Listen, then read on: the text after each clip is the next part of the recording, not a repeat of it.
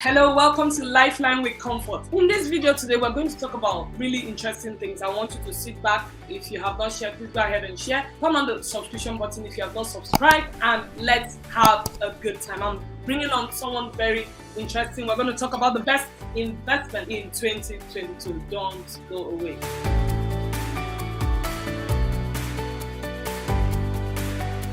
I have my guest today, and we're talking about the best investment in 2022. Dipo Adejoh, did I say it properly? Is that is correct. An author, a serial entrepreneur. He's an international speaker. He lives in Maryland, United States of America. He has over 1 decade of developing global businesses. And today he's going to give us heads up on what we can do for 2022. I know a lot of us understand that this channel is designed to equip, inspire, empower, and motivate us, awaken the giants within us. And we're doing it in 3 key areas: in our faith, in our family, and our finance. I want you to relax as I welcome a friend of mine. I'll not tell you how we're friends on this broadcast, but he's a friend of mine. Like I said, you're going to have a great time. Welcome, Dipo. Thank you so much for having me. Now, I'd just like to ask you really quickly, what do you advise the audience? What are the best investments that we can go into in 2022? The audience we have here are people that cut across nations of the world, from the United States down to Africa. So you can feel free to encourage us and tell us what you think works. I'll go off the stream now. Yeah, thank you so much for just the opportunity to share. So when you talk about investments, obviously, it's a very broad topic. Generally speaking, investing, people talk about the stock market, which, it's a go-to area for a lot of people if you're thinking short-term or long-term investing. But outside of that, most people don't know that you can actually invest in businesses as a means of, partnership. So for example, I've been privileged to, start a lot of business in the United States and in Africa. And I actually also invest in other people's businesses as a form of partnership, not ownership. When you're talking about investing, my area of expertise is actually in Africa, not only because I'm a Nigerian American, but because I understand that is where the wealth is flowing, right? A lot of major corporations see the importance of Africa now because of the population. As of today, we're looking at about 1.2 billion people on the continent of Africa. And then from, I guess, by the year 2030, that number is projected to be 1.7 billion. So from an investment standpoint, money follows where people are. And that's why a lot of, foreign, multinational companies are actually looking to doing business in Africa. For us, or for me personally, I invest a lot heavily in Africa, not only Nigeria, which is my home country, but also in different parts of Africa. So just to kind of give you some examples of the different types of opportunities that people can capitalize on. So one big key area is the agriculture sector. Now, you might ask yourself, why would I want to invest in agriculture or even do business in the agri sector in Africa? Well, mainly because about 70% of the arable land in the entire world can be found in Africa, right? Now, the pandemic that we're also experiencing right now has actually created a shortage of food supply. Now I can speak about the United States, because as I'm talking to you now, we've seen a situation where companies are now reducing the size of their food package because of the food shortage. A lot of importation now being done into the United States because the country is not producing as much as they could, right? Now, all of those resources, the raw materials, are being imported from Africa, obviously from different parts of the world. But from my knowledge, Africa is playing a huge role when it comes to importation of food. As a matter of one of my brothers actually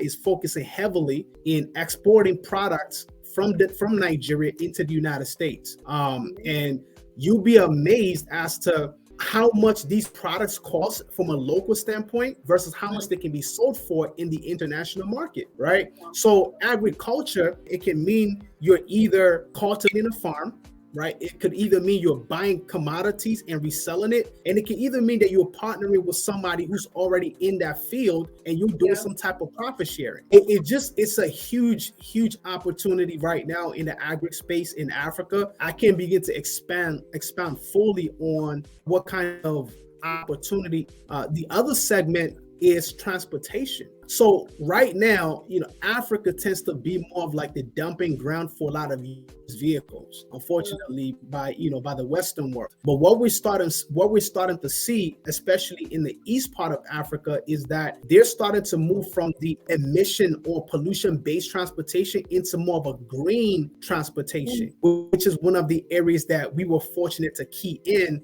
before it took off. A prime example will be what's happening in Rwanda right now. Part of Rwanda's vision is to actually be a nation with purely green transportation. Okay.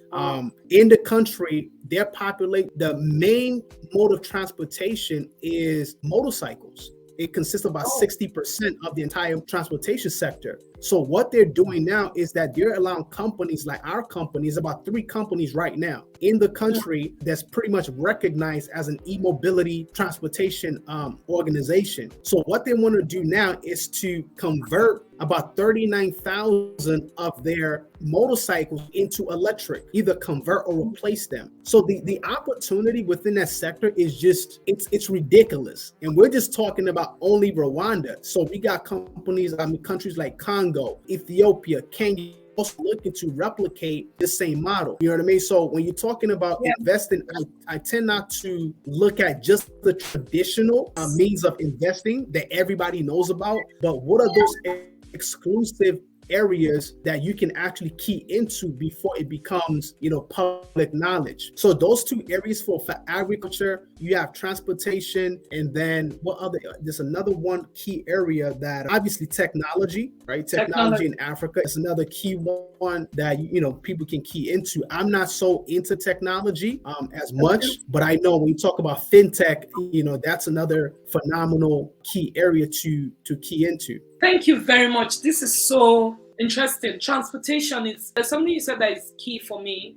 And wherever the population is, good to pay a lot of attention there, because there would be footfall of people somehow, and you'll be able to leverage on that. And so you talked about agriculture, which is big in Africa, transportation. I know someone that is dealing heavily exporting cocoa out of Africa and is making a lot, tons of millions. Absolutely. And so I would be very happy if maybe an idea. How do you think we can start? How much do you think people connected right now can start with?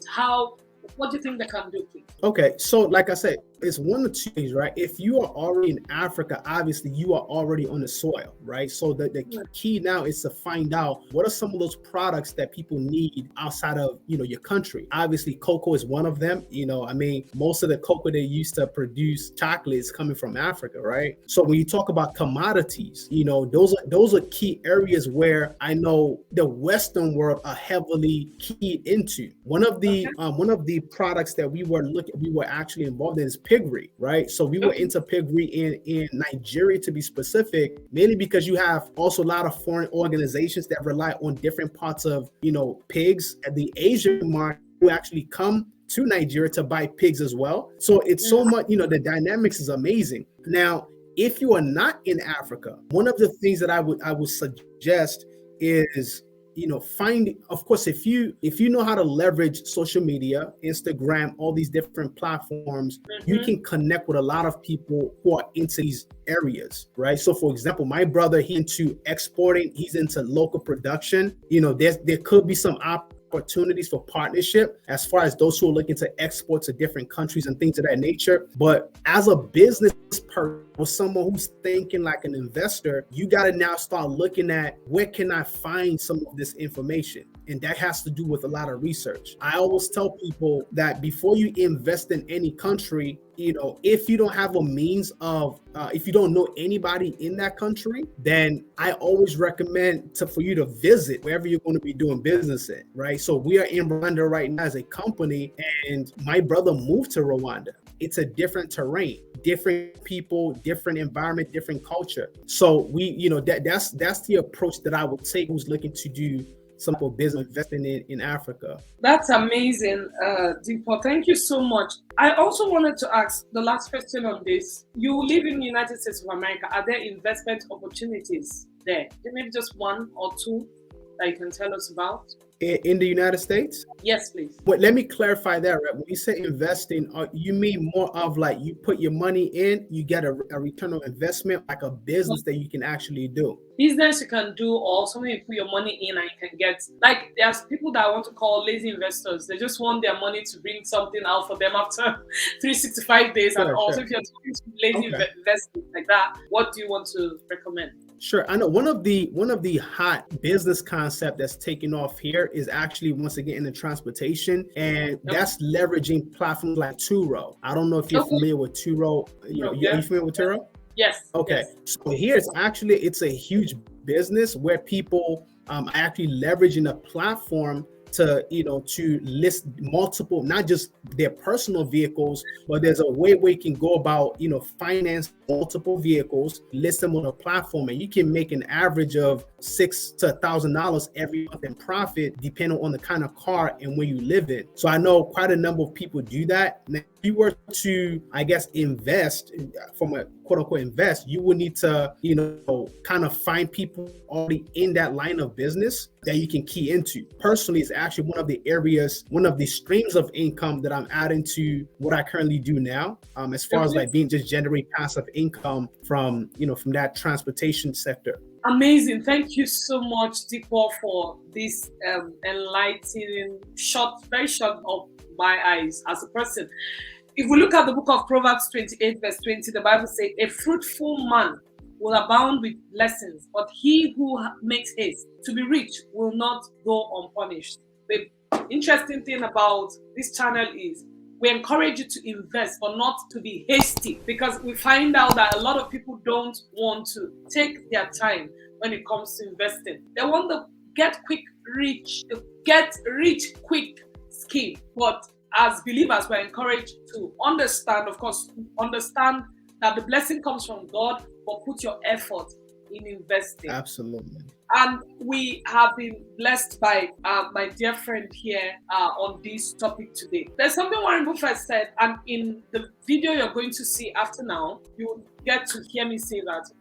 Someone asked Warren Buffett and said, you have a very simple method of doing investments. Why don't people copy you? And he said, because nobody wants to invest slowly. Nobody wants to get there slowly. Nobody wants to get there gradually. But as believers, we're encouraged through scriptures to go gradually. Whatever you want to achieve in 10 years, start now. Start with what you have, start where you are, and start now. Until this time next week, make sure you watch the next video, and God bless you mightily. Amen.